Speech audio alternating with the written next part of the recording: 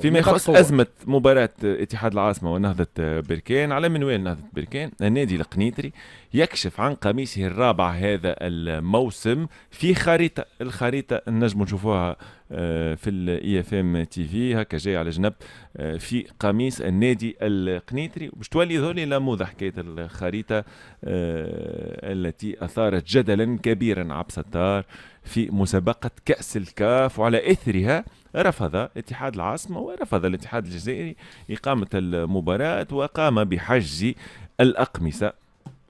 والله مانيش عارف شبيه الحكاية ذي، ما عادش تحب توفان، بالطريقة هذه قاعدة كل مرة باش تزيد تكبر في عوض، معناها النار تطفى كل مرة واحد يزيد شوية يزيد يشعلها النار هذه. بون أنا والله مانيش عارف، معناتها ما نحبش ندخل في أمور الخريطة هذيك لأنه كما قلت لك المرة اللي فات أمور سياسية. هو ضربوا بلاده هذيك خريطة بلاده، يحط اللي يحب عليه نادي القنيطري مادام يلعب في المغرب ويلعب في بطولاته محلية، وكان المغرب هذيك الخريطة اللي معترفة بها هي كبلادها خريطتها يحطها كيما أنا تو باش نحط خريطة تونس على مريولي أنا حر في بلادي.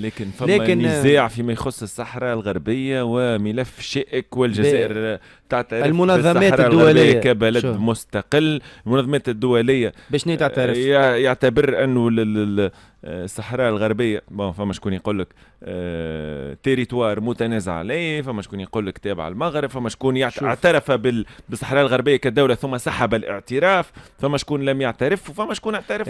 الأمم المتحدة تعترف بنا خريطة ما نعرفش اللي يعترفوا بها المنظمات واللي يعترفوا بها. دونك هذيك هما توا حتى على مستوى الاتحاد الافريقي ما همش فاهمين رواحهم، توا حتى على مستوى الفيفا الكافا اعتمد القميص واعتمد القميص دونك اعتمد الخريطة. وهنا يقعد المشكل معناها عند لي انستانس الاخرين كسوا في التاس توا يستناو قرار التاس، ولكن من حقه قنيطرة يعمل خريطة اللي يحب عليها في الواحد في المغرب، وفي الجزائر من حقهم يعملوا الخريطة اللي يحبوا عليها.